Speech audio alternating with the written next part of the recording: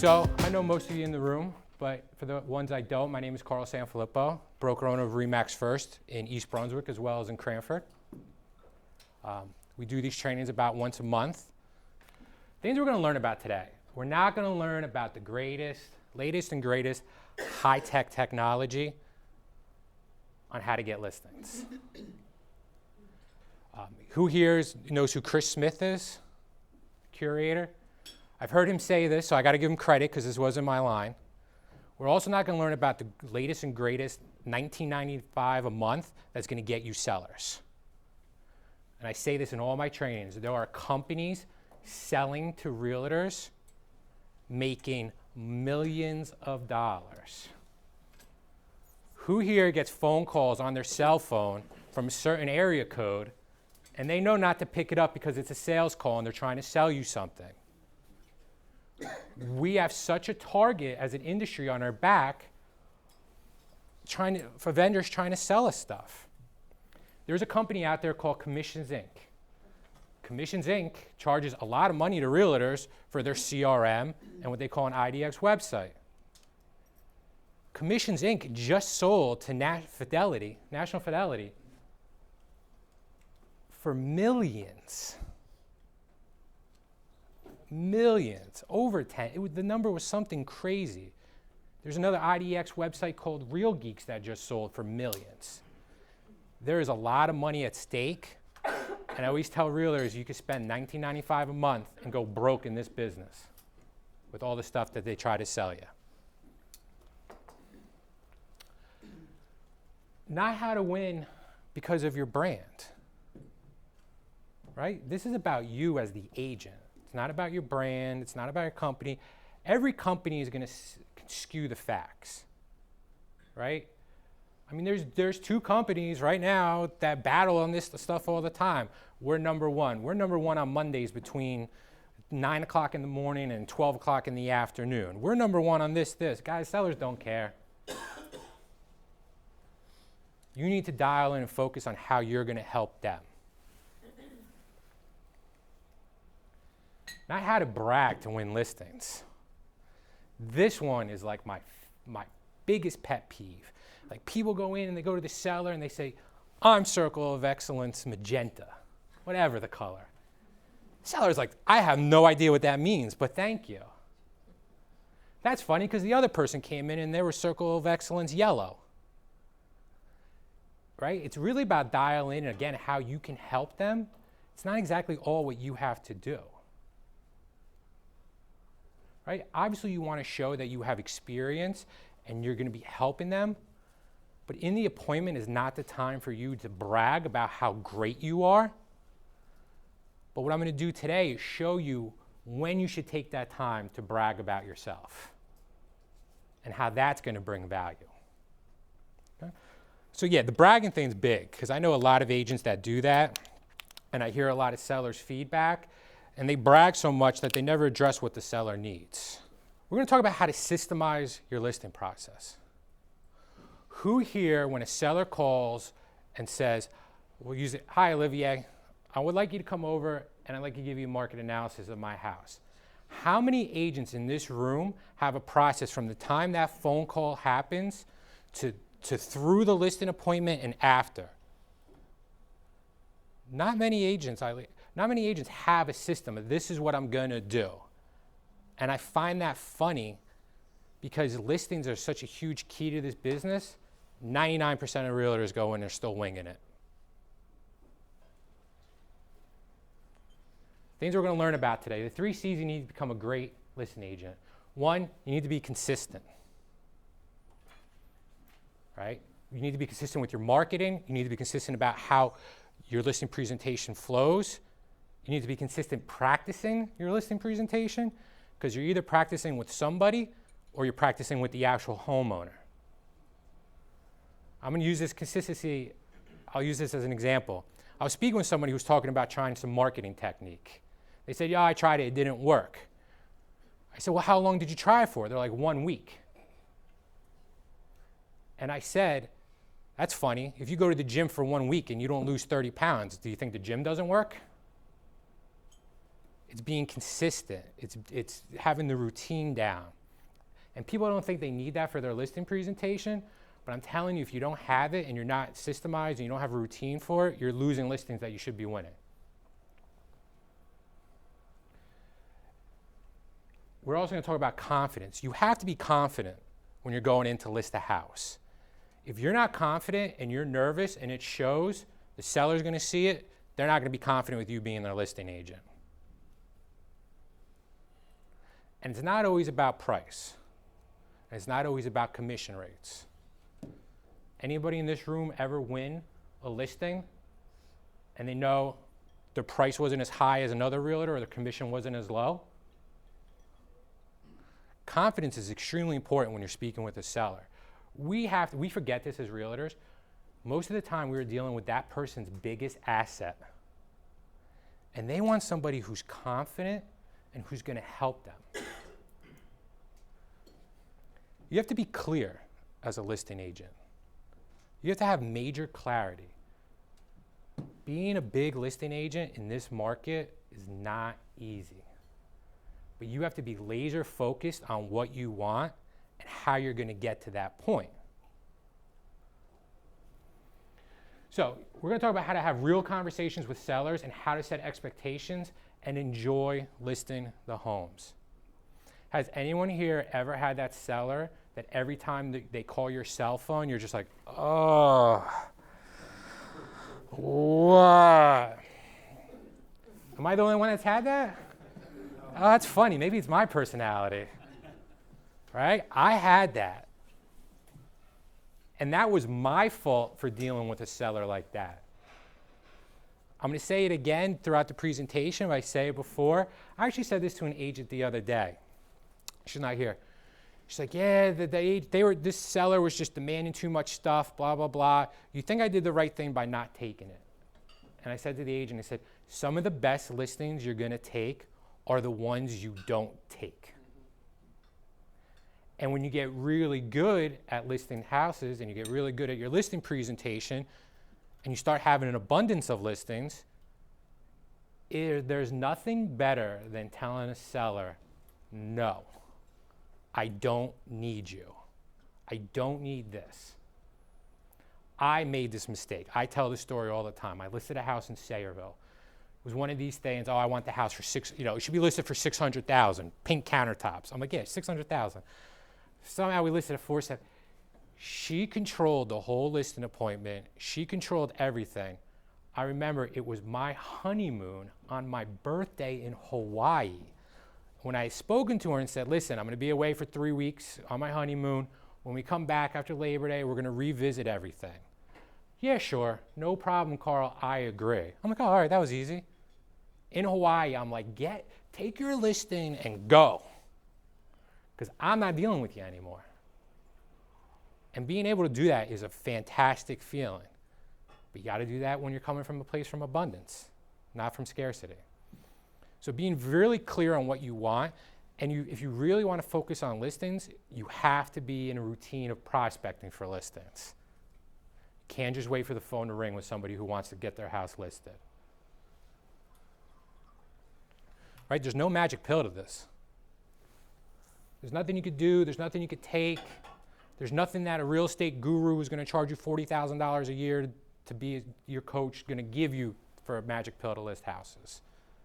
If you're not confident, if you're not consistent, and you're not clear, you're never going to list a lot of houses. You have to be consistent. Consistent routine, consistent prospecting, consistency, consistency, consistency. Right. There's agents in the market, because I hear other agents talk, I don't know how that agent gets so many listings. They're the worst agent. I don't get it. Everybody is probably in their head right now is thinking of an agent they think like that. Yes. Oh. Took me a second. But people are like, how does this person get so many listings? How do they do this? Number one, they're probably more consistent in their listing lead generation. And they have that confidence to go in to convert the leads. And they probably have a better system. right? I mean, the system is such a huge thing, and I'll use this as an example. Frank, you can't answer this because you've answered this question before. Who here makes like a mean cheeseburger? Like just like a great cheeseburger, you eat it, it's juicy, it's great. Nobody makes a good cheeseburger in this room. Do not, and none of you invite me over for dinner. Eric, you make a great cheeseburger. That's right. Will you ever sell as many cheeseburgers as McDonald's? Never. Why? Marketing. Not being able to market the cheeseburger. And systems. Branding systems. Most 9 out of 10, would you say 9 out of 10 people would probably rather eat your cheeseburger than McDonald's? Probably. Right? But what does McDonald's have? They have marketing, they have consistency, they have systems. They don't have a superior product, but they have the other components. That guess what? Most of us in this room are probably never going to hit that level. I mean, McDonald's is a machine. Right? Something to think about. List and lead generation, one quick way you could do it. Farming. I still think farming works when it's done right. I have a stack of postcards. I'm like the worst at this. True confession. I save every postcard that comes to my house from an agent or a letter that comes from an agent. My wife collects them, and I have my wife, she's like, did you see this one? Would you call this mailer? I'm like, no. Right? I still believe farming works because less people are doing it than they did in the past. I don't get as much mail as I used to get because all my online bills and stuff come electronically. So I actually look through my mail. And what I say with this, without going too much in depth, is if you're farming, offer some type of value. Do something that makes you different from everybody else that's mailing. If I have one more person send me a mailer with like a key on it and say like, I'm the key to the sale of your house or something, I'm just, I like want to call the realtor and say, hi, this is Carl at Remax First. I got your mailer. Do you have 10 minutes to talk? You got to make yourself stand out. Why am I going to call Ivan over Eileen? Something's got to stand out in the mailers. Internet marketing. This is going to tie into something else. This works. Who here has ever heard of HomeLight? Who here has ever heard of Agent Machine? Right? It's funny, a lot of times realtors are like, oh no, that stuff doesn't work. I've signed plenty of referral checks to these companies. What they're using is they're using the internet, they're using Google pay-per-click, they're using Facebook ads, and they're getting in front of buyers and sellers and handing them off to a realtor for a referral fee. So anyone who says it doesn't work, it's already happening. People are just doing it at a better level than we are at a local level. So with the internet marketing too, Facebook ads, tied into landing pages, website geared towards sellers. If you're targeting sellers, you should have a website that targets sellers. And if you're doing a farming or anything, you should probably put the website about more seller information. You don't want to take a seller and then shoot them to a website where they could search for houses. If you're marketing towards short sales, you should probably have a website all about short sales. You don't need to have an IDX website where they're searching for houses. Okay. Referrals. This is still the bread and butter of most people's business. If you do not have a consistent method to reach out to your past clients, spheres, whoever refers you business, you got to get dialed in on that. And I do a whole training about working by referral. So I could talk about this just for like 2 hours because I'm pretty passionate about working by referrals. I laugh because I'll sit with agents who have 50 deals and we break down their deals and 45% of them are referrals. And I say, well, what do you do to reach out to your clients and referrals? And they say nothing. I'm like, oh, that makes business sense. Let's ignore your biggest part of your business. And let's spend more money on stuff that we're not generating business. So your sphere of influence, your vendors, your past clients. Zillow and Trulia. This is not me sitting here saying I love Zillow, not Trulia. We could debate about that for hours, but sellers are looking for realtors on Zillow and Trulia. It's this proof, social proof. People are choosing realtors on Zillow like they're buying toasters on Amazon. They're looking at how many stars you have. They're looking at the reviews They're looking at the past sales. So what I tell people is I'm not saying you have to sit here and pay to be on Zillow, but you should take the extra effort to make sure your Zillow profile is up to date with sales and reviews, because I guarantee you people you're going to meet on listings are looking you up before you walk in the door. And if you're not where it should be, you don't want to walk into a listing presentation and say, how come you only have 2 recent sales in the last year? Oh, well, that's Zillow, and now you're just bashing Zillow, right? You want to go in and be like, oh, I saw you had all these recent sales. I read the reviews. It's going to give people you don't know when you're meeting them on a listing presentation more comfort to work with you. So it's really, really important that your Zillow profile is up to date, recent picture, things like that. Buyers, right? I was never always the biggest, like, hey, you should do a ton of open houses. In this market, you do an open house, there's people waiting at the door for you to open the door. A lot of these buyers are sellers. Because right now, too, a lot of people who bought in 2008, 2009, 2010, or who bought in like 2007, 2006 at the height of the market, now have this thing called equity or break even in their house, right? They pay down the mortgage, prices have gone up. Now they can actually sell these houses to move to a bigger house. We bought a condo that was too small. We had kids, we need more room. They buy a single family house. They wake up on their daughter's birthday, a tree falls down in the front yard. That was my morning, right? That's what happens. I had a tree fall down. But luckily it took out my neighbor's power, not mine. But it was a great thing to wake up to this morning. FSBOs and expireds. I always tell people, hey, Carl, how do I get listings now?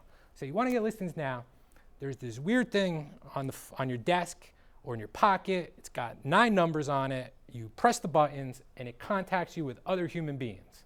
It's called a telephone. You get on the phone, you call expireds. That is your quickest means to get listings today.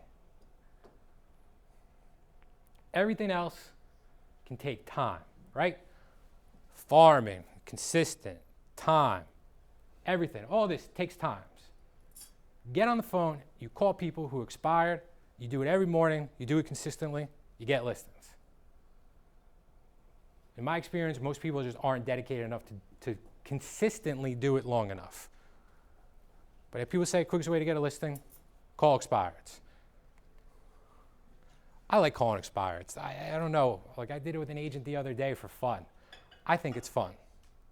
I'm wired that way. I get not everybody's wired that way, but for me, it was always something I was comfortable with. A lot of people know here, I've listed a ton of REO properties in my life.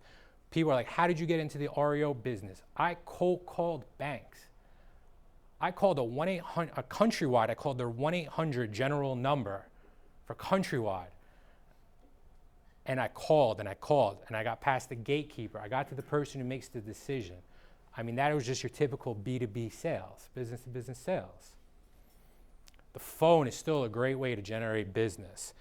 And I have to say too is being good on the phone is still a huge value in this business that too many people overlook.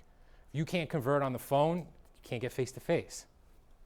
All right, rule number 1 about listing about property. It's not about you.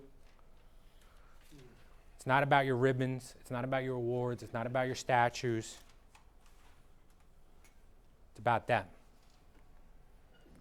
Sellers don't mutate in the middle of the transaction. If the seller is tough at that listing appointment and they're trying to control the listing appointment, that's how your experience is going to be.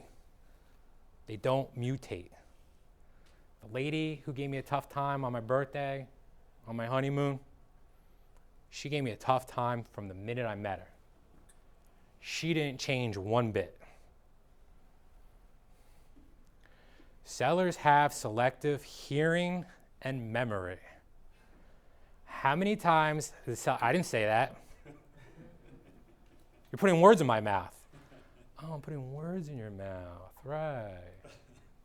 They have selective hearing and selective memory, and you have to keep that in mind. And I'm going to show you in a little bit ways to work around that. Guys, I still wholeheartedly believe, I set a listing appointment for someone yesterday, and I did it as a 2-step process. We're gonna go a little bit more into it, but I said, hey, listen, we're gonna come to your house on Friday. We're gonna do a quick walkthrough. We're gonna walk through the house. I'm gonna get as much information I could get about the house. And then do you have time on Wednesday? And then I'll come back out and I'll give you a deep analysis of your house based on my walkthrough. Does that sound fair? Yes. Set both appointments. I know what happens. Realtors are always like, I don't know about this 2-step process. What if I go the first time and then they come back and then they list with somebody right away and they cancel my second appointment? People have a tough time canceling that second appointment. How many times have you been in an appointment and you're going for the close and like, well, we have a third appointment set up. We don't want to disrespect that realtor. We want to go through all 3. And you walk out of the house going, I'm not getting it. Right? I'm not getting it. This is a good way to reinsure you're that third person. And I'm big on the 2-step process from experience. I was in Hillsborough. Someone wants to list their house. It was a referral, and it was parents of someone I wrestled with in high school, like one of my teammates in high school. So I go in the house. I got all my numbers and everything prepared. I'm like, I'm going to wow them. I'm going to show them I'm still not that kid from high school. I was dead in the water. I walk in the house. I had all my numbers. I'm like, oh, wow, they have a huge addition on the back of their house. Wow, it's actually really nice. All my numbers are wrong. I was the worst appointment I ever had in my life because I was so thrown off when I walked in the house that I lost all my confidence, right? I lost one of the C's. I'm just like, oh, I'm so embarrassed. I'm like trying to like adjust it in my head. I have comps for you. None of them are good. I'm thinking in my head. If I had taken the extra 10 minutes, drove there, walked through the house, took some notes, and said, hey, listen, now I'm going to come back now that I really know what's in your house, and then we can go from there. Who here has been in that argument with the seller? The house sold down the street for $610. They had a brand new kitchen. They had this. They had that. Right? You get in the argument. They have hardwood floors. You have pink carpets. Right? But if you do the 2-step process, it gives you a little bit more time to go back. Because at the end of the day, does any seller really want to hear their stuff is not as nice as somebody else's? And you get in that confrontation. I stay away from that. Again, rule number 5, the listing property now is more competitive than it's ever been. Who here has buyers, but you just can't find them a house? There's no inventory. I go on the hot sheet, something comes up, there's 5 offers. House has been listed for 2 minutes and there's already 3 offers. People send, right? It's how the market is right now when something's priced right. But it's also a great market to be in if you're carrying 10 or more listings. Right? You're working a lot less weekends.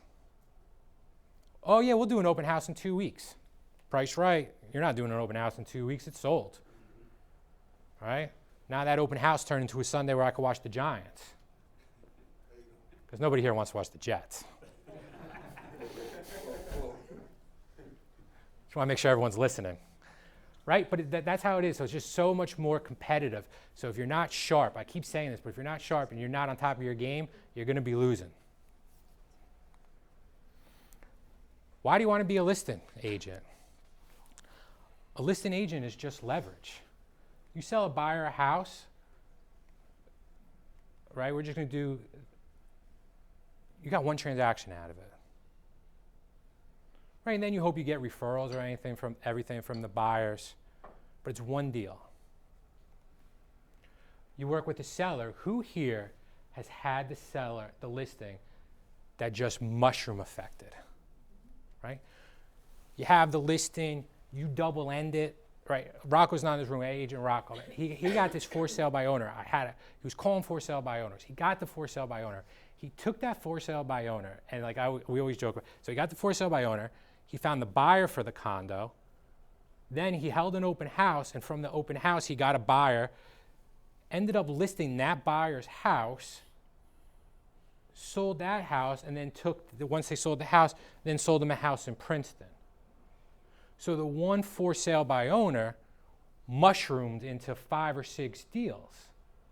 The income difference in that one listing compared to that one buyer was huge, right? I mean, I could think of it, right? You just have that deal, you're like, whew. I just call it the mushroom effect. And they're fun. I think it was a great deal, right? And then you start getting nervous because you're like, if one domino falls, or the rest of the deal is gonna fall. But if you get through it, it's awesome. The National Association of Realtors have a study that you spend on average, and I want to see if anybody knows, how many hours do you spend on average per NAR with one buyer? Anyone? 40. Yeah, you've heard this before. How many times do you spend with seller? 5? Oh, you spend 10 hours with a buyer. So that means in the same amount of time, you're spending 75% less time with the seller than you are with the buyer. And I know some of you heard me say this too. Time to me is just as important as money. Bill Gates can make another $45 billion. Bill Gates can never be 25 again. So if you're not valuing your time, you should be. So it's so important that if you leverage listings, once you list, it's not just that transaction, the listing, but it's all the buyers and everything you get from it. And I'm still gonna say this, one of the best buyer leads you can get, in my opinion, is someone who calls off that sign in the front yard. Forget Zillow, forget Trulia, forget Realtor.com, forget all that. If you have somebody who's in front of the house calling off that sign in that neighborhood, seeing the outside of the house, it is gold. I don't know about you guys, maybe I'm the only lucky one, who's taking an internet lead to a house. You meet them at the house and they go, oh yeah, nah, we're good, thank you, and drive off. Like, well, that was a great hour of my time driving, getting ready for it for nothing. A sign call is not gonna do that. And a sign call is probably looking in that area, so if they're not interested in that house, it's probably a lot easier to set them up in other houses, right? Because sometimes you get the internet lead where you're looking, I don't know, I'm looking from like Roselle Park down to about Ocean Township. You're like, oh, that's great. Sure, I didn't want a life. Let's go, right? Sign calls are usually people in front of the house ready to go in that neighborhood. So the truth is, if you want to be a listing agent, you still must master your listing presentation. Most important thing you can do in your career is master the listing presentation, right? This is just some quick math. If the quest is for more money and less time, then you have to master the listing presentation. Again, this is going back to the 40 hours for a buyer, 10 hours for a listing agent, for a seller. And if any of you guys, what you could do is at the end, if you want to give me your business card, I'll be happy to send you the slides so you don't have to take pictures. And I'm also going to send you the questions that I would use during listing presentations, because I think really good questions set you apart. So again, I want to go back to the unique selling proposition. Right? When you're dealing with a seller, there is so many people to choose. Right? Well, I think I could sell it through Redfin for 1%. I saw a company come back and they all drove Mini Coopers and they said they could sell the house in total for 3% because now they're back. No offense, Olivia. In case anyone doesn't know, Olivia used to work for Foxton, so I always try to take a Foxton's joke in my trainings. And for the record, Foxton's didn't hire me and told me I wouldn't make it in real estate, so I was pretty happy the day they went out of business. Again, sorry, Olivia. Anyway, discount brokers are coming back big time. The market's better. You saw them go away when the market was tough. I mean, literally go away, right? I'm ready to see companies like Help You Sell come back. Like it's coming. And if you don't think it is, you're fooling yourself. So this is when you have to really dial in on what's your value, because some companies, you're just not going to be able to compete on commission. So what makes you unique, right?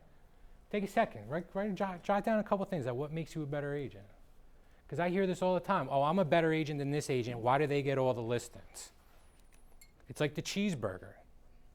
The best cheeseburger doesn't sell the most.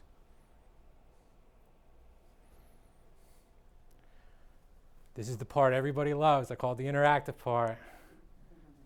Anyone want to share what thinks makes them a better realtor? Better listener. Follow up. I like that. Follow up. And then what I would say to this is, if you're projecting your value, right, I say this all the time too. I actually just said this to Tim, who's videotaping this. The worst thing you can do is have a client sign up with you and say, if I knew how great you were, I would have signed up with you earlier. When I hear that, to me, that's my fault. Because you're not portraying why it's so great to work with you before they sign up with you. Right? I'm a great listener. Well, what makes you such a great listener? The person in here before said they listened to me really well. Right? And I just say, I follow up. How do you follow up? Well, I guarantee within 48 hours of a showing, I'm going to have some type of feedback for you, even if it's nothing. So it's always about trying to push it to that next step to give that value to the homeowner, what makes you different than the next realtor. Right? People don't always remember the money, they remember the experience. So commission is not always top of mind. And listen, I'll use this as an example. I mean, I bought a car. I buy Jeeps, right? I have Jeeps. So I go in, I take my wife, she was pregnant at the time, we go buy the Jeep, it's like 100 degrees in the room. And we go somewhere, they're trying to sell us, and they're asking all these questions about what we want. They're trying to sell us stuff that we don't want. Oh, we'll give you this deal, this. They bring the manager out, you know that routine, right? They bring the manager out, I just want to get out of here. He actually gave me a pretty good price on the car. I went and bought it elsewhere because the experience was so much better. I maybe could have saved $250, but I was thinking in my head, like, I'd give $250 not for that manager to come back out and, start circling around me like a vulture. It's not always about the money, it's about the experience. Rarely do people say, hey, how was it selling your house? Oh, it was great, I only paid 2.5% in commission. Oh, my realtor was great. They took care of X, Y, Z. They took care of the C of O for me, right? C of O's in towns now, especially around here, are getting so complicated. North Brunswick, all the towns in Middlesex are starting to get these full-blown COs. They're all starting to become nightmares. Dude, helping homeowners through that is a huge value, and they don't even know it. They don't even know how bad it is. They're becoming worse than the appraisals. Right, it's becoming really bad. And one of the things we do is we send out a survey every time a house closes about the person's experience with the company and with the agent. And I never get feedback like, oh, great, the commission was this. It's always like, oh, the realtor helped me through the C of O process. They made this transaction as easy as possible. Not once have I ever saw like I was really happy with my commission rate. Because at the end, that's not what people are thinking about. It's the emotional part. Why should someone hire you? Right? I would just take a minute and think, like, why should someone hire you over someone else? We're the #1 website. Every company says they're the #1 website, right? Because of this advertising, right? And educators, homeowners are becoming smarter. They're like, well, what do you do besides put in the MLS? I know when you put in the MLS, it goes everywhere. Like, what else do you do? I was like, oh, well, I, do a broker open. That's about it. But it's true. Like, what do you do? Oh, well, it's funny you say that, Mr. and Mrs. Homeowner. Yeah, putting the house on the MLS and getting out to the websites are easy. But here's 200 steps of what we do during the transaction for you, from beginning to close. Yeah. Two of the things that I do, I take out the 2 contingencies that the buyer has. So I tell the seller that I'll be there for the mortgage application, mortgage Right. appraisal, and through inspections for them. That's great. Takes out everything that they're worried about. That's the only 2 contingencies the buyer has. That's great. And that's something that's real, something that you can demonstrate. Because now, listen, buyers can find homes very easy online. We don't have the golden information. Like my dad was in real estate and he would tell me, he would be like, oh, I got to go to the office and pick up my MLS books. right? It's not like that anymore. The information's out there. We are dealing with some of the most educated sellers out there. And usually when they're really educated, like, that guy was such a know-it-all, he thinks he could do this himself, right? And millennials are gonna be even worse. So it's really, really important to dial in like what you're gonna do for them and make it different. And that's what I would say to someone if they said, like, what else do you do? Here's 200 steps. Basically, I give them exactly what I do during the transaction, exactly what I have a transaction coordinator do. Right, in our office, you go in Dot Loop. We have all the templates of everything you have to do from the minute you list a house to the minute it closes and afterwards. I would say, you wanna know what I do? Here's 3 pages of what we do. I don't know if your other realtor does that, but this is what we do to ensure you have a smooth transition. So, just something to think about. So if you don't know about this, what you do that makes a difference, the public's not going to either. And if you don't market what makes you different, the public's not going to find out. So I always say, whatever your strengths are, the reasons why people should hire you, that's what you should be marketing around. So here's like the order of things when you're doing your listing system. You have a pre-listing phone conversation, you go through the pre-listing appointment, you do some homework, reconfirm the appointment, begin the conversation, past experience, one of 3 things, uncover the important issues, ask for the commitment, prioritize what's important to the seller, win, lose, and have mutual expectations. If you don't have mutual expectations with the seller, that's where most of this goes really bad. If you don't set the right expectations with the seller, it's a nightmare. How many sellers think you should be available 24/7? But do you know why a lot of sellers think that? Because a lot of realtors are out there saying, you can reach me 24/7 whenever you want, I am available. I'm like, oh, you're gonna get burned out in this business. Could you imagine being available 24/7? Like really actually being available 24/7? I mean, we're in such an instant gratification society that these sellers are gonna drive you bonkers.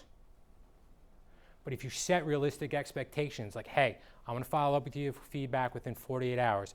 Hey, I'm gonna call you every Tuesday and we're gonna review what happened in the last week. If you set those realistic expectations, number one, you're gonna be able to handle more sellers and you're gonna enjoy doing it a lot more.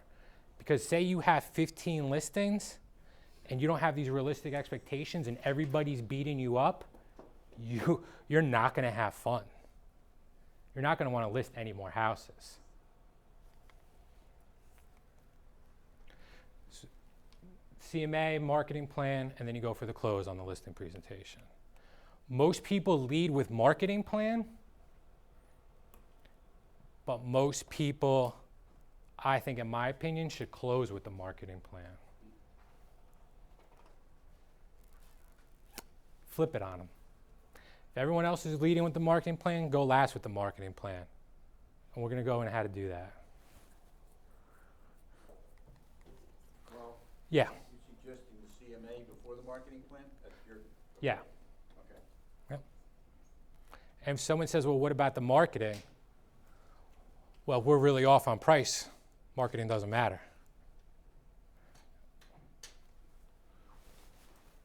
And we're going to show why, because we're going to go really deep into conversation and what they want, and then we're going to be able to tailor somewhat of the marketing plan around it. But initial phone conversation, handling the initial phone conversation properly may do more to set you apart from the competition than any other activity. It's funny, I listen to calls with realtors, and somebody calls on the phone. It is atrocious. It could be like an internet buyer lead. And my friend runs a really big team up in North Jersey. They do 7 figures in commissions. They have Zillow. He does the calls on Zillow. He was having me listen to some of the calls. And he's like, you won't believe this. And realtors would just pick up the phone, hello? Or what? Yeah? Someone pick up the phone, yeah? That's the kind of stuff that's given us a bad reputation in the business, right? Instead of saying, hi, this is Carl with Remax First. How may I help you? It's a much different experience for the person on the other line than, hey. And then like, oh, I'm sorry, I thought I was calling a realtor. Is this, oh, no, we're realtors. That sets a bad tone for the phone conversation. And one good way to do this, what I like is very inexpensively in your marketing, you can get phone numbers for the marketing. So if you're doing a farm and you're mailing out, I wouldn't put my real cell phone number. I would put a cell phone number called a tracking number. You can get it through services like Call Fire, Better Voice. So when that person calls, your phone will ring that phone number. So you know the call coming in is off of your marketing. Does two things. One, you're going to pick up the phone. I know you guys don't want to hear this. Realtors are really bad about picking up their phone because we get so many phone calls. But if your phone rings and it says sign call or it says mailer call, you're going to make sure you pick up that phone call. And I have a funny feeling you probably pick up the phone a little bit nicer than you would on an average phone call. Like, hi, this is Carl Remax. How can I help you? Because you know what they're calling off of and you know it's a lead. And it's very inexpensive. You could do it through Google Voice for free. Right? The sign. I don't know how many of you love having your cell phone number on signs. You could put a phone number instead of your cell phone, a Google Voice phone number. When it rings, it says sign call. I could almost guarantee you'll pick up the sign call faster than if you think it's just some random person. How many people here don't even pick up numbers they know? It's amazing. We're realtors. I don't know that number. I'm not picking it up. It's like, oh, God forbid it was a buyer or seller. That would stink, right? So great way to do this. And again, this is freeing up your time and systemizing it is use these tracking phone numbers. Use this phone number. This way you know where your marketing is going and you'll be able to pick up to the lead. So that was a little bit off on a tangent, but I think it ties in well about handling that first phone conversation. If you know that's a seller lead calling, people would jump over the table to grab the cell phone. So the key to the question is pre-listing questionnaire. We're going to go into that in a little bit. When you have someone who expresses a desire to list, always go directly to your questionnaire. What the questionnaire is going to do, it's going to help you build rapport, and it's going to get you some information about the house.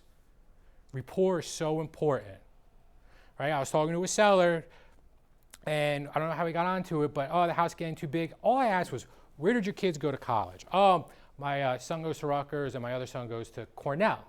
I'm like, oh, wow, Cornell, you must be so proud. Is your son going to be an engineer? That's a great engineering school. Oh, no, actually pre-med. Where did you go to college? I went to Lehigh. A lot of engineers for grad school, Tim. Muhlenberg for undergrad.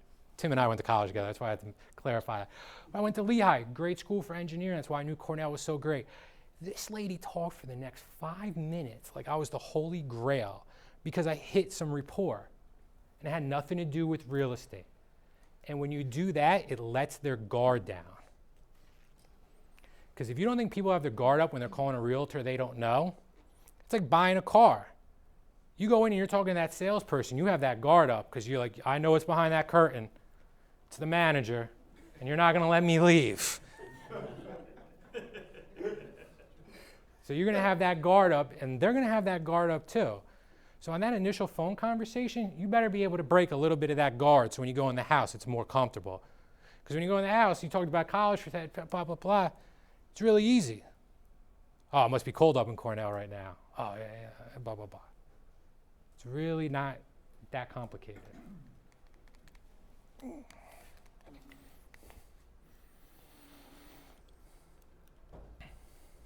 My stories are going too long. It's burning out the clicker. All right. So you can print the questionnaire, you put it in a different color, keep it with you. Remember, the questionnaire is nothing more than talking points. It allows you to handle the phone call professionally and confidently. You don't have to ask in order, nor do you have to ask in every question. Again, this is just a great way to build some rapport to find out more about it. And complete the questionnaire at the pre-list appointment. Name, address, principal residence, plan to stay in the area. When I talk to a seller, I love it. How long have you been in the area? Oh, I've been there 15 years. Oh, wow, you must have seen a lot of changes. Yeah, oh, they built this, that, this. I mean, this used to work great when I was I grew up in Hillsborough, Somerset County. I mean, if someone lived in that house for 20 years and you ask, well, and what changes have you seen in 20 years? And you're there, oh, go on forever. I mean, Hillsborough, I used to hear about it. There was this ice cream place called Brickens. I mean, what did you see? Oh, remember when Brickens was there? It was ice cream, like every time. But that's just building that rapport. And again, I'll send this out so you can have this, you know, but this is just great point. You know, oh, you're looking to sell. Are you planning on staying in the area? These are some really good open-ended questions too. And then you can start going in about, hey, how many beds, how many baths? I just want to make sure sometimes public information isn't always correct. And I think what you're doing here too is by asking these questions, I think you're starting to set yourself apart. You look like a professional. Again, we have a bad stereotype in this business about not always being so professional. So I think doing this and getting the routine of this and asking good questions is just going to, again, it's going to step up the bar, make you look more of a pro. All right, I'm really big on this, a pre-listing packet. Does anybody in this room use a pre-listing packet? Dave? Well, surprised nobody in my office is raising their hand because we give everybody a pre-listing packet. Pre-listing packet to me is so crucial. The most important time of your listing appointment is from the time you get off the phone before you walk in the house. They are Googling you, they are on Zillow, they're checking out whatever you did. If you're like that kid from Villanova and they're checking out your Twitter, they're going down deleting it really quick. You have to have that. You want to wow these people before you walk in the door. The pre-listing packet to me is the time you brag about how great you are. Most realtors do that. How many people bring testimonials to them to the listing appointment? They give them the testimonials. You know how that usually plays out in most scenarios?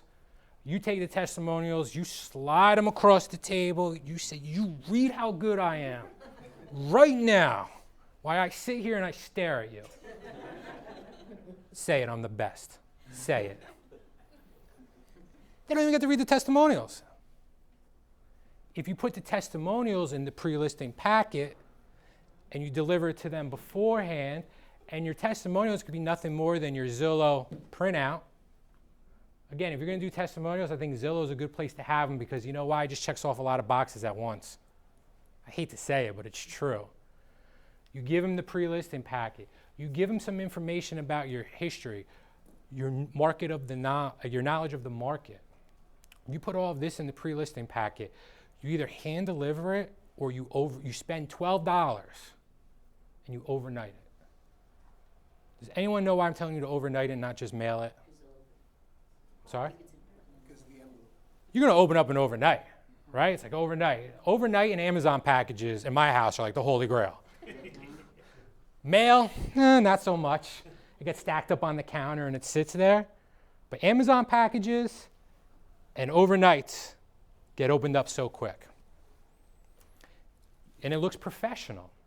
They open up the overnight, beautiful package. They learn about you. They learn about the services provide. They learn what makes you different than the average realtor. They read the reviews. And you know what half of you are thinking right now? No, they don't read it. But you know what? It doesn't matter if they read it or not. What matters is they get it and they remember the experience of working with you. And they're wowed before you even walk in the door. That's what's important about a pre-listing packet. And that's what sets you apart from other people.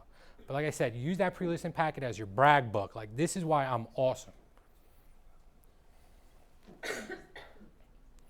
And it's a good thing that, hey, did you receive my information in the mail? Great. What questions did you have? Oh, no, I saw it was really good, blah, blah, blah, whatever. Also, can start getting the conversation going.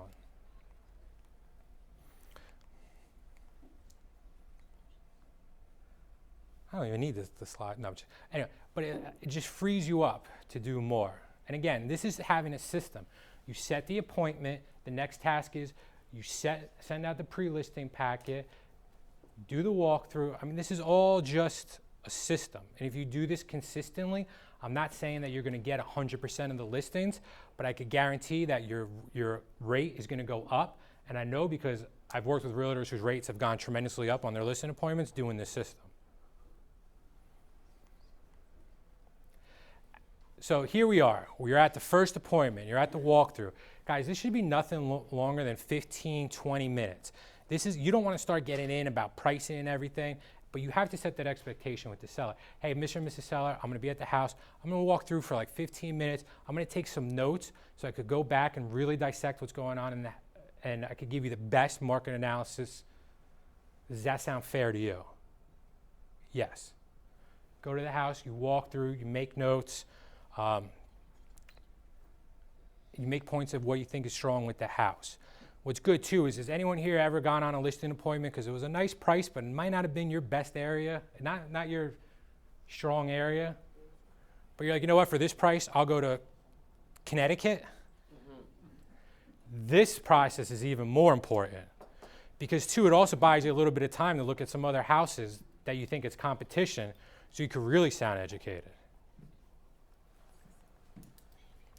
The purpose of this the visit is just for you to see the condition.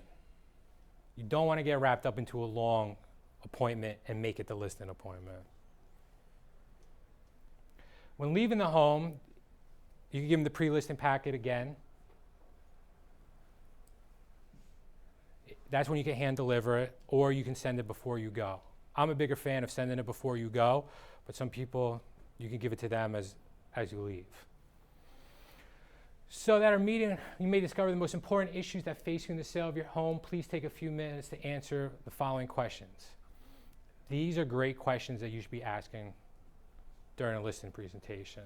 Mr. and Mrs. Seller, have you ever sold a home before? Please tell me about the experience. What's great is you can get somebody who's like, I sold a home before and it was the worst experience of my life. This person did X, Y, and Z. What does that now give you? Things not to do. Do you think selling a home is easy or hard? How long do you believe it should take to sell your home? How many negotiations do you believe should go into the sale of a home? Because the reason I ask this question is how many times do you suggest a price? They go, okay, well, let's go $20,000 higher. Why do you want to go $20,000 higher? That leaves room for negotiations.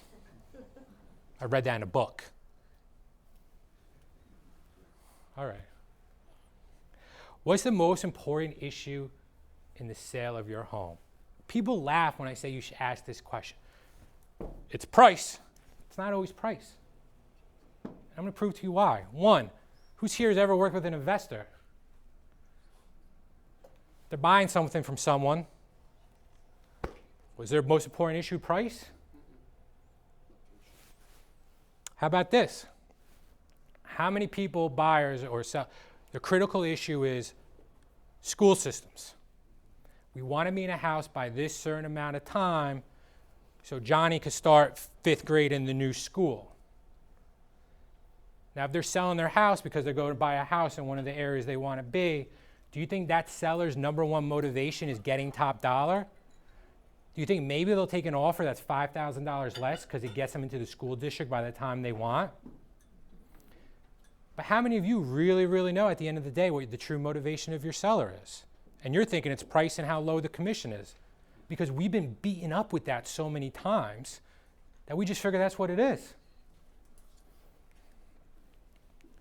Then I ask them, okay, that's your next thing. What's the next most important step to you? And do you know what's, anyone's realized what's happened here with these 6 questions that you start the listing? Does anyone realize what's happening here?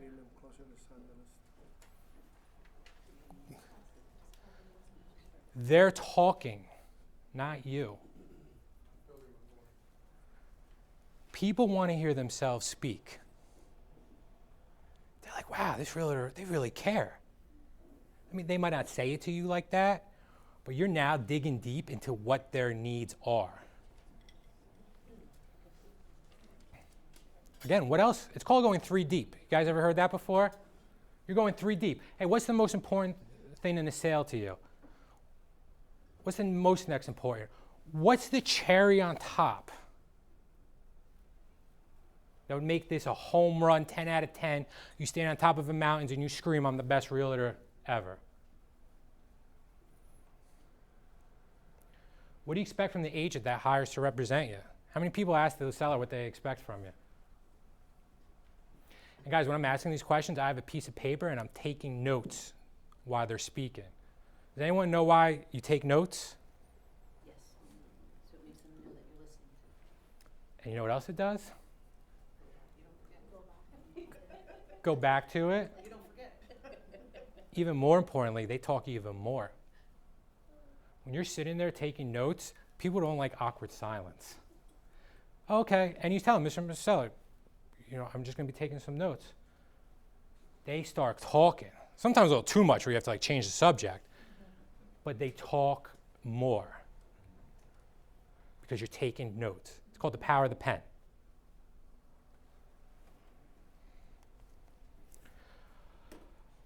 What can I expect from you as the agent? You know what the seller's going to say? I'll be available for every showing and my house will be clean. And you're thinking in your head, yeah, till the first showing. And then he says something. He say, when we first met, I looked back at my notes, because who's here has really had trouble with the seller about showing the house? There's always some reason why they can't show the house. Or the feedback is that the house is dirty. It's one thing I like about, I don't know who here uses showing. I mean, I know our office uses showing time, but who else uses showing time when you get that feedback from the other seller, like the house is dirty, and you're just like, publish to seller. I didn't say it, they said it. Right? That's what I like about it. Like, I'm not saying it. It happens automatically. I don't know. Boom. Got him. But it's true. That's what they're going to say. But you want to say, what can I expect from you? They can expect your clicker to go down again.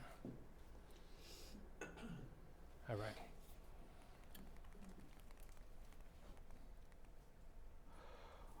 How does someone win with you? Ivan, if I was to sell your house, how do I win with you? How do I stay on your good side? 2%. Ivan, what's 2% of nothing? Because if I can't meet your expectations, it doesn't really matter. How do I win with you? How do I stay on your good side? Sell the house. Okay, great. If I was to sell the house quick, how else do I win with you? Take away stress. Okay, great. What do you think is going to be stressful? My wife.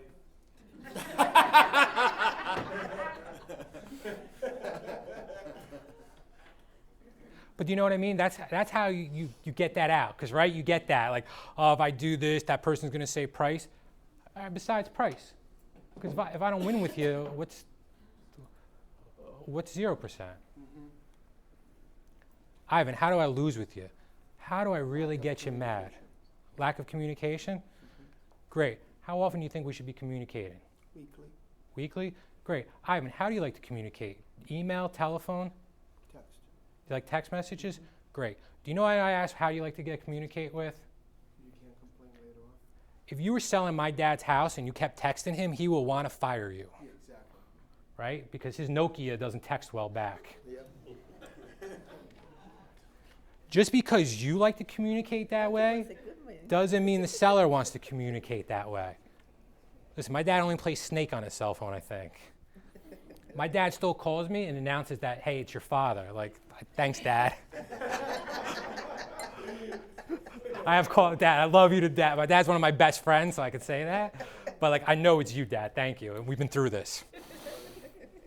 But again, it's important. How do you want to communicate? It seems like such a small, simple question, but it goes so long. You want it because it's about them. It's not about you. It doesn't matter how I want to communicate with Ivan. It's about how Ivan wants me to communicate with him. And the times. And when can I communicate? And yeah, what's the best time to communicate?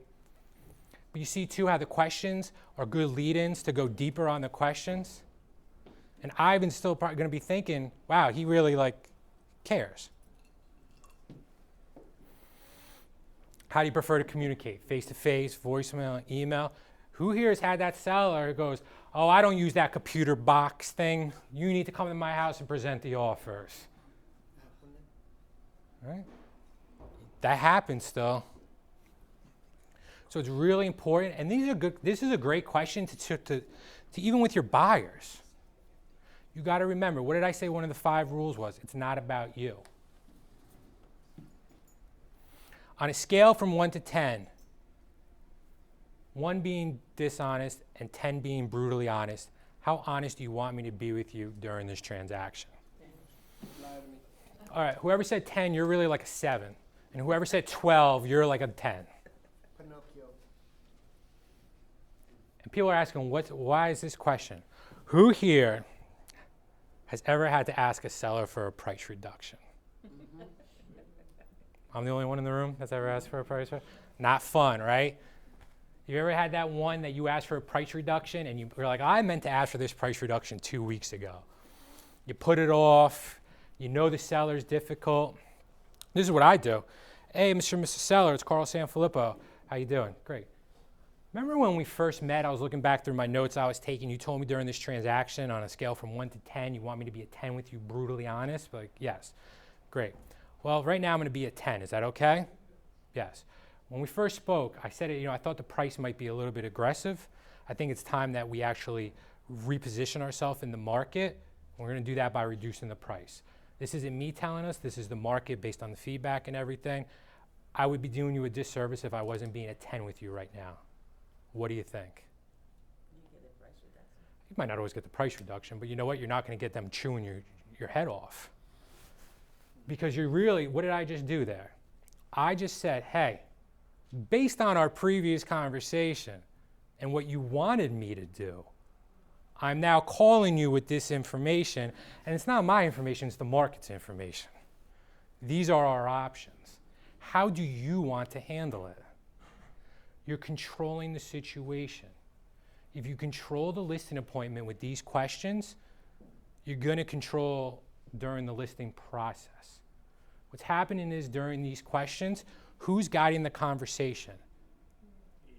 The agent. Who thinks they're guiding the conversation?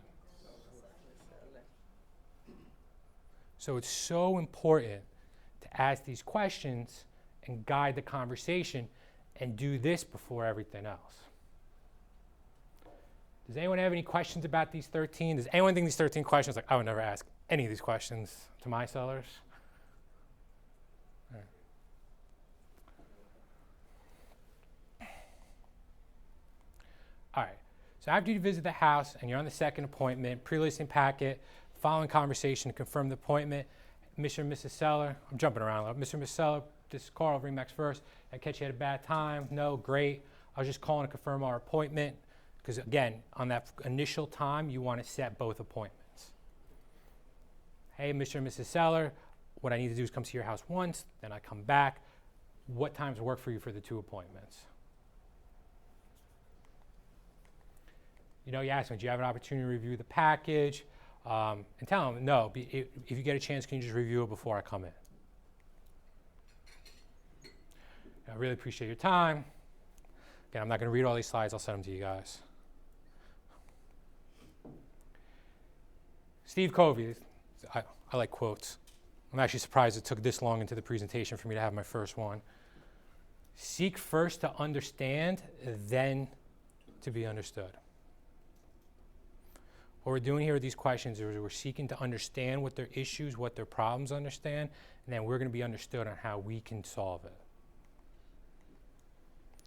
Someone in every listing presentation is going to be passionate about the price of the home. The problem is 95% of the time it's the seller.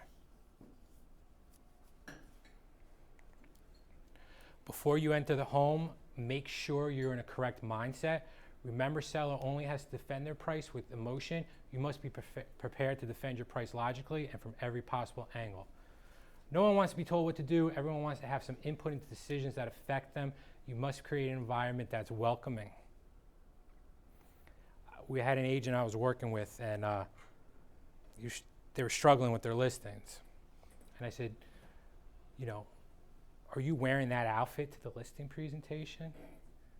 It's like, yeah, it's casual, it's cool. I said, you are going into people with the biggest asset of their life. I wouldn't list my house with you wearing that outfit.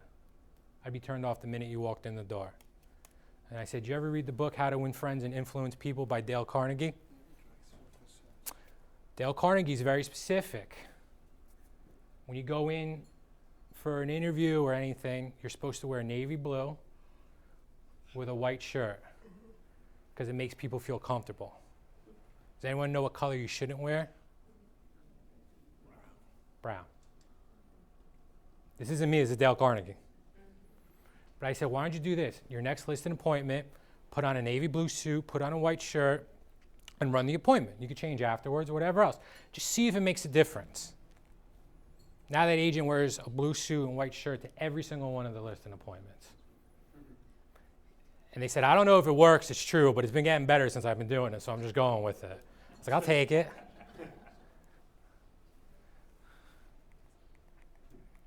All right. Have you previewed all the competition? I mean, if time's allowed, again, tight market, you're really trying to build the listing inventory, take the extra step to preview it. You know, do you have the information you need at a high level to have a conversation with the seller? Have you rehearsed your dialogue to handle possible objections? Do you know your numbers? Is your information in a format that's seller friendly? And do you supplement information on hand? And this goes into the CMA, right? You need to be strong. Has anyone here ever been given the CMA and the seller said something and they were right and you were wrong and it changed the whole appointment? I'm like, what about, this sold for this? They're like, no, this house sold for that. You must have missed it. You're like, oh, and it changes the whole gear because now you don't look like you know what you're talking about. I'm like, that seller made that comp up. And then you pull it, you're like, ooh. Is it really their fault for not listing for it with you? So it's really important to do your homework and really know your comps. Okay. Once you enter the home in the presentation, follow the courtesy rules, I always say.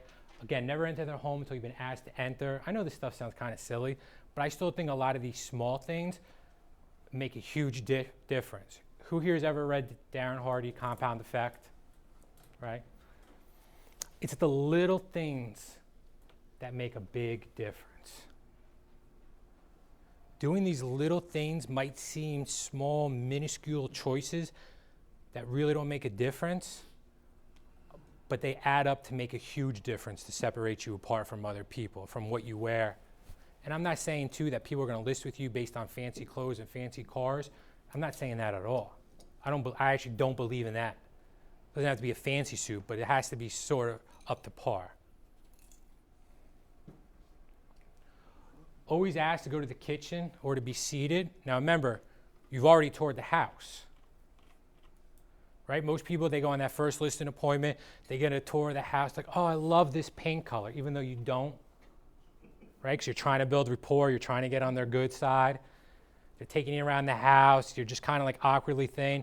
Next thing you know, this happened to me once, it's like me and the two sellers, and we're standing in the master closet, just like talking. I'm like,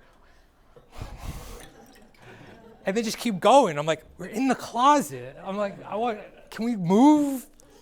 And I'm just being nice, like, yeah, great. Trying not to stare at the guy's suits.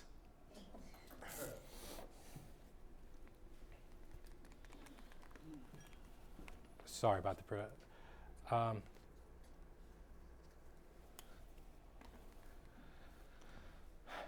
in which chair would you like me to sit? You know, I would say things like that. I would sit at the table. Where would you like me to sit? Some people are very protective about their seats. My wife and I go out to dinner at a restaurant. I always do this. Where do you want to sit? Right, 'cause I don't want my back towards the kitchen. I don't want that. Honey, where would you like me to sit? Well, you know your place. But you know what? But if you're in somebody's home, some people have, that's my chair. No, don't sit there. That's my chair. All right. You know, it's two. Never move anything out of the table unless you want it. Some people get really weird about you touching their stuff. And say, hey, would you mind if we move this so we could present? Again, this seems small and it seems silly, but again, it's the compound effect. This is what's going to separate you from others. if the presentation is being done in the office, because if you've previewed the house, you don't always have to have the appointment back in the house. You've already seen it. Great, Mr. and Mrs. I've already seen your house. Would you mind coming in the office and we could talk? Some people like this because it's home turf. You're in my conference room. Oh no, that's my chair. People are like, well, how can you do it in the office? Well, why can't you do it in the office? You've already been through the house. Unless anything's changed in the house in the last 5 days, now it's just go over the numbers. So this is 3 things you could do. Never keep people waiting. Don't show up late to listing appointments. Some agents are terrible. Oh, I'm running late. If I was selling my house, I'm very punctual. Right? I could have played football for Tom Coughlin if I was athletic, because his thing was if you're 5 minutes early, you're on time. But anything after that, you're late. If I had to wait I hate waiting. It's one of my biggest pet peeves when people are running late. I would not list my house with somebody if they were a half hour late. Because my attitude would be if they're a half hour late to the listing presentation, what else are they not doing correctly?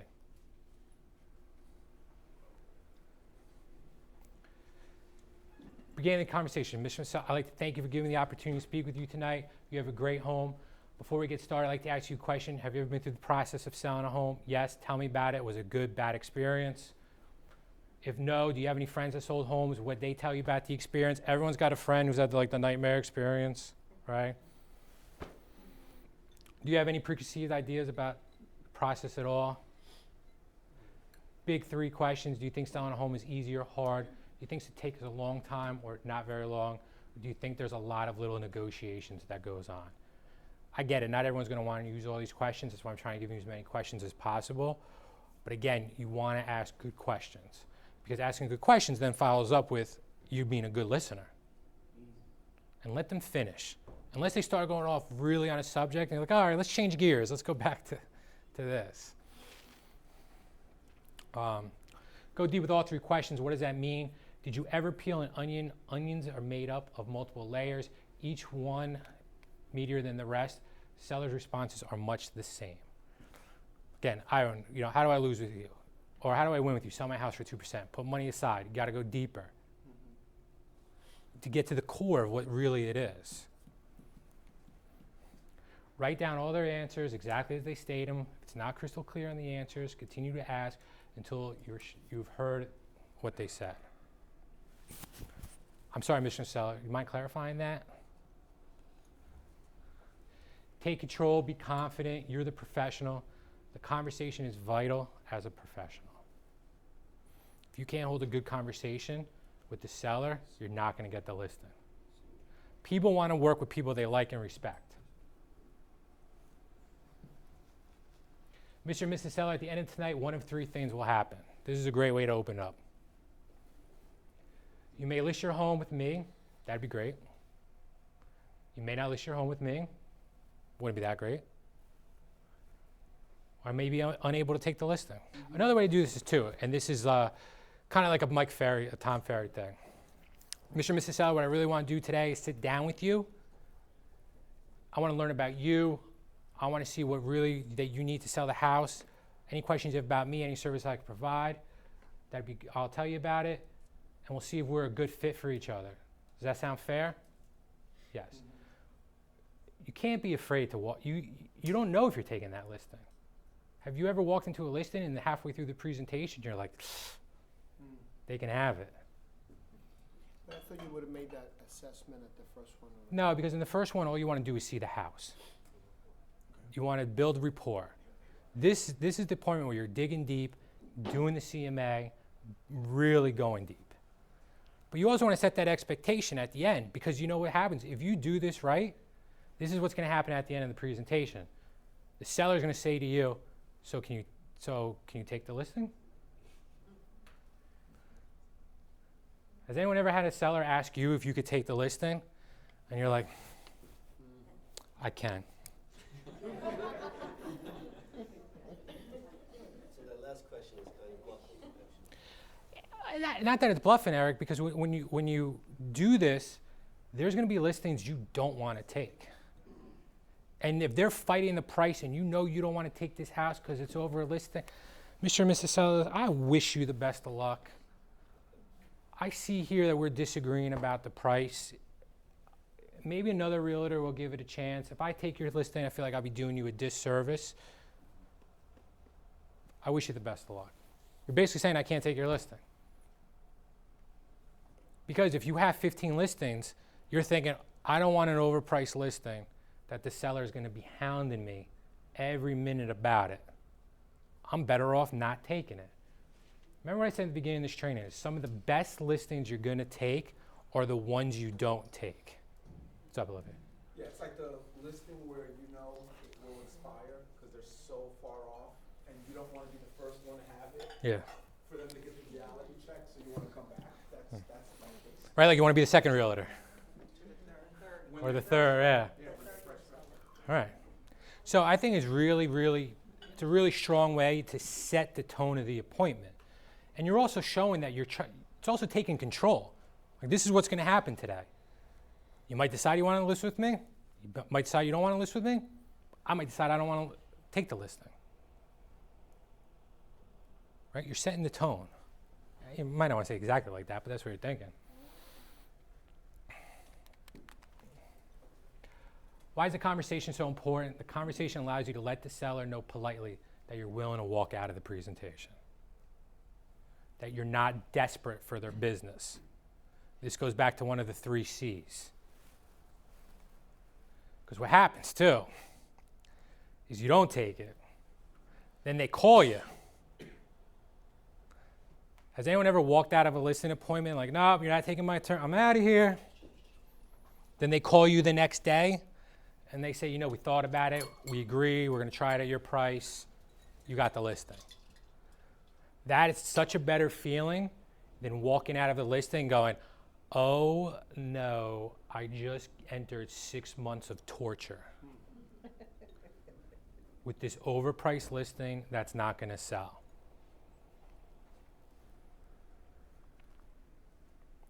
Why would you not be able to take my listing? That's a great question. I really appreciate you asking. As we visit here tonight, we may come across a need or expectation that I have that I feel I cannot satisfy or exceed. If we reach that point, I simply might not be able to take your listing. And it's not like a combative. You're just setting a realistic expectation. Would that be fair? Great. Or if they don't ask, now they may sound strange to ask you, so let me explain. As we visit here tonight, we may come across a need or expectation. I can't take the listing. Does that make sense? Consulting versus sales.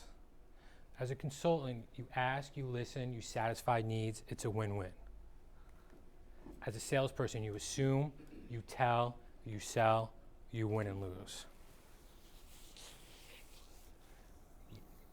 I was talking about this with an agent yesterday. They're like, oh, well, they want to see this house in this town, but they're telling me how they really want this, so I'm trying to show them houses in this and this. I said, well, do you know the buyer yet? No. So you're assuming that they want this. Well, they kind of hinted at it, everything else. So, well, why don't you show that buyer that first house they inquired on? Because let me ask you this, is if they call you Saturday and say, you know what, we're not going to go look at these other houses because we bought that house that we inquired on that you didn't show us, how would you feel? Bad. I would feel pretty bad. Well, at the end of the day, you thought you were doing them a favor, but you really weren't. You can educate them, but at the end of the day, the people are going to make the decision for themselves. You must stay totally neutral during this process. Always write down the answers again. Read them back to the seller exactly as they said it. Your goal is to set sellers focused on, to find their most valued criteria. Check for a minute. If I could show you a way you can satisfy all these needs tonight, would there be any reason that you wouldn't want me to represent you? What do you mean? Are there going to be other agents like you feel loyal to, or any other considering trying this on your own? Who here has been on a listing appointment? You give them a price, you think the appointment went great, you go on the MLS, it's listed with somebody, a for sale by owner site at your price. All right? No, at this point you're looking for the option that the seller hasn't shared with you yet, a relative in the business, a discounter, or the fact that they might go FSBO. Never push. Your goal is to allow potential sellers to self-discover what a working relationship with you would be like. That's another one. Who's listed? You see, you go on your price, and it was their cousin. But they didn't completely trust the cousin, so they wanted you to come in to give the price, so then they could tell the cousin to list it at that price. It's happened to me. Not fun. Prioritizing these. After you uncover all the seller's needs with the questions, you must prioritize them. Why would this be important? What would happen if, oh, you need to be in school. Well, what happened if it didn't sell in time, you didn't get in? You gotta really prioritize and go deep. I mean, really, these questions part could last up to an hour. Before you even get into your CMA, even before you're getting into your marketing. Again, this is just more about always going 3 deep, because a lot of people have trouble with the 3 deep. They ask a question, someone gives an answer, and they're just kind of stuck. Like, how do I win with you, sell it for 2%? You're like, okay, I can't do that. But if you go 3 deep, then they forgot they even said that. What do you expect from me? What do you expect from you? To be honest with you about the sale of your home, to always look out for your best interests, to continually market your property, to call you within 48 hours of every showings, to return your phone calls, to talk to you at least once per week, to handle all the details of your transaction, to handle all the dealings in a professional manner, and to give you honest feedback from each showings. Right? What do you expect from you? To keep your house in ready or showing conditions. You know, I almost call this like a pledge. This is what you can expect from me. It doesn't have to be exactly this, but at the same time, this is what I'm going to expect from you. Because if there's a breakdown of what we expect from each other, we're in trouble. Say, well, you don't call me enough. Have I not called you once a week like we talked about in the beginning? What's up? Okay, when you say you also will put in there that it's you or your team, right? Because sometimes it's happened to me, they get a call from your team member or your assistant, and that wasn't you, so you were gonna call. Well, I would say this. You could put you and your team. If you also have a team, I would put the structure and the breakdown of your team in your pre-listing packet. And this is what to expect through the process. All right? Who here has talked to somebody and their house is expired? Like, what didn't you like about your last realtor? They listed my house and I never heard from them again. That's probably the number one thing you hear from somebody when that house markets. Or they weren't aggressive enough, like Frederick from $1 Million Listing. That's one of my favorite. Well, yeah, that realtor is probably not too good at a high kick. But this is the stuff people say. All right, so pricing. We're going back to a little bit more.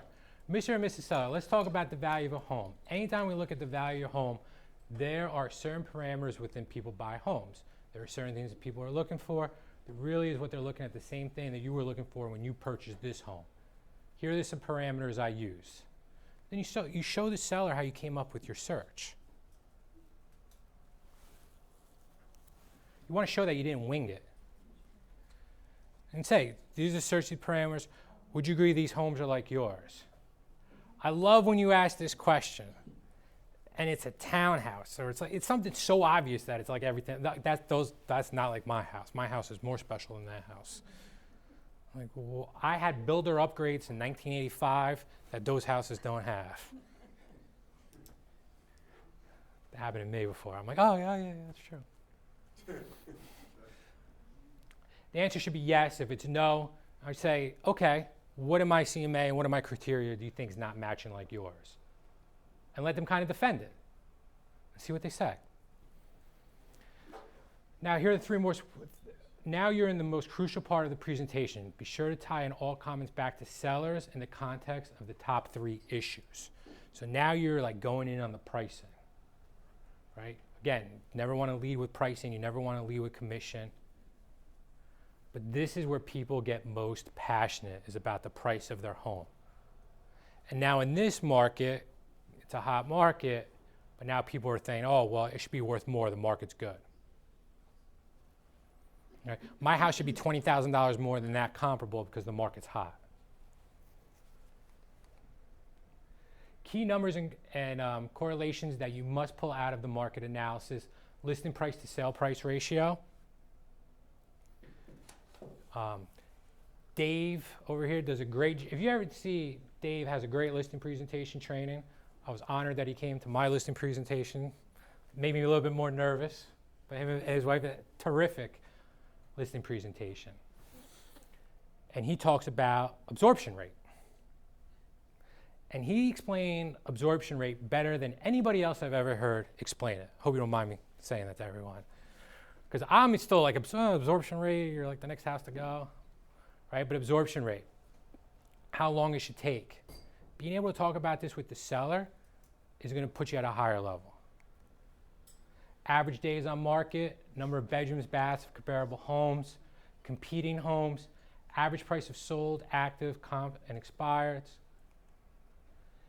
If there's any disagreement on price, go back over numbers in the context of seller needs from on the top 3 issues until you either have agreement or decide it's not going to work, right? Go back, okay, I understand with the pricing. Now again, Mr. and Mrs. Seller, you said the most important thing is you want to get into the school district by September. If we price this way based on the days on market, you might not be able to achieve your goal. Is that something you're okay with? I have to be in there. Then we really need to look at this price. So market analysis criteria. Here's just a basic. Bathrooms, garage, or construction material, other market drivers, bedrooms, age, price range, square footage, lot size. So the order of the presentation, I think, is pretty crucial. I always like to start with sold comps. This is what the market's stating things are at. Then under contract properties. Not that we know what they're going to close as, but it gives us a good idea of what price ranges and what's going under contract. Next, expired and withdrawal properties. Why would I want to go over expired or withdrawal properties that are comparables? You want to make sure that you're not there on the list? Do you want to end up like this person? No. Because they thought that price was good too. So I think it's important to include expireds. Your active competition, and then a summary page.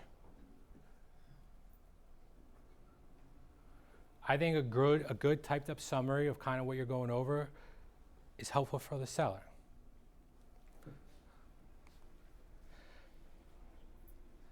And then simply present your price, your range, and just be quiet.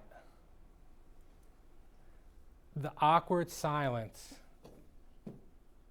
is huge. What happens is people do this. I think the range is from $479 to $499. This is why, because this, right? You should have already done. You're defending, and you don't be quiet. I think the price should be $479 to $499. What do you think? Dead silence. You got to cut it. Being able to stop and be quiet is huge. I know it doesn't sound like a big deal, but it is a massive deal. And the part you have to be able to bear is the awkward part where you just stare at each other. Because you've already defended yourself. You don't want to keep going. You want to see what they're going to say. So being quiet, I always say, I say this a lot, I'm like, just shut up. Shut up, be quiet. Let them talk. Oh, I thought you were talking to your client. What? I thought you told your client to shut up. No, I tell the people when I'm going over this, like, say what you think, and then just zip it. Because you naturally want to defend it. Plus you could talk your way out of the closing. Yeah. So closing. The seller has been allowed to self-discover what a working relationship with you would be like. You've established yourself as a professional. The close should be easier. Mr. and Mrs. Seller, after our conversation tonight, I feel like we have makings of a win-win relationship. Would you agree? Great. Is there any reason not to go ahead with this? Because some people say great, but like, oh, well, I have another appointment, or my sister's a realtor. Again, now you uncover different things at the close. Is there anything we need to do before we get started, or do you want me to handle this sale for you? Or is there any reason you feel as though I would not be right to represent you in the sale of your house? So, 3-level to home sales. There's the age and excitement, buyers in great numbers, and you want to be consistency on the top 2 or 3 of people's lists, they're all looking at the same homes. Objective in marketing your home, to get as many qualified buyers in your home as possible. Who's had the listing when there's 30 showings, 40 showings, no offers? You go for the price reduction. They're like, I really think it's your marketing. I wasn't in the New York Times. You got 40 shows. I wasn't this. I say, oh, Mr. and Mrs. Seller, I'm sorry, this is my fault, not your fault. They're like, what do you mean? I go, I didn't clearly explain what my job is during the marketing the point. My job is to get as many qualified buyers through this door as possible. And typically, in my experience, if you have 40 people that come through and no one makes an offer, it's not the marketing. Right? To assist in getting you the highest dollar value for your property with the least amount of problems. To communicate results of my activities to you, and to consistently look for the best ways to expose your property to potential buyers in the marketplace. Who's had the seller has been like, you really didn't do anything for me, you never followed up, you never got the feedback. You're like, yes, I did. But your problem was you never really communicated to the seller what you were doing behind the scenes. And that's not the fault of the seller, that's the fault of the agent. If you're not, hey, this week we've had this many showings, I followed up with all these buyers, and you're not communicating that with the seller, of course the seller thinks you're doing nothing. And this ties back into with your marketing and your communication. 48-hour feedback. I will call you within 48 hours of every showing, guaranteed. They love that. Right? And the communication could be a text message. And it could even be, hey, I tried following up, this realtor is not getting back to me. Consistently update you on changing market conditions. You can have a bi-weekly report that you send to people with the showings, what's new on the market. I think it's really important if a house isn't selling to update people during the process of what's going on in the market. And what's scary? A lot of realtors really don't do that. You got to let them know what's happening that's affecting their sale. Some people do a cancellation. If you're not completely satisfied with my services, at any time you're able to cancel the contract. Some people hate this, some people love it. I'm not saying if it's right or wrong. All I know is if I'm dealing with a seller who's driving me crazy and they think they're not happy, I am more than happy to give them a release. In fact, I will pay them to go away. Because life's too short and I don't have that much more to lose. Right? You are going to list someone's house and you're just not going to mesh with them. That's life. And you're at a place from abundance, you'd rather not even deal with it. So this is sort of just like a rough look of what a cancellation agreement. I know some agents that use this. This is just some of the pre-listing questionnaires I'm going to send everybody. These are going to be the 13 questions again that I went over. So really with the listing presentation, and I didn't go too much into marketing because everybody has their own sort of like what they do marketing-wise in their listing presentation. And I don't think there's really a right way or a wrong way on how you market. But I think what's important is how you market and relay that message, and then how you tie that back into your value proposition or anything back of that nature.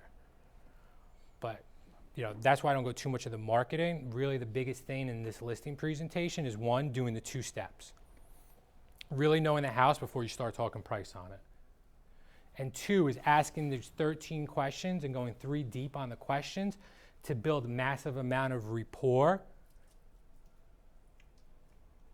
and to make your close easier. And also doing the pre-listing packet. Use that time to brag.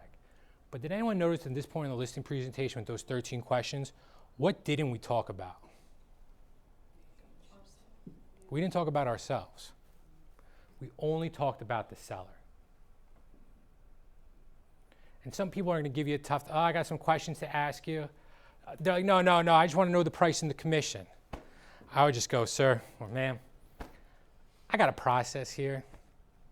I can't really answer those questions until we see if we're a good fit for each other. And if you don't want to go through the process, that's fine. But I'm not the right agent for you.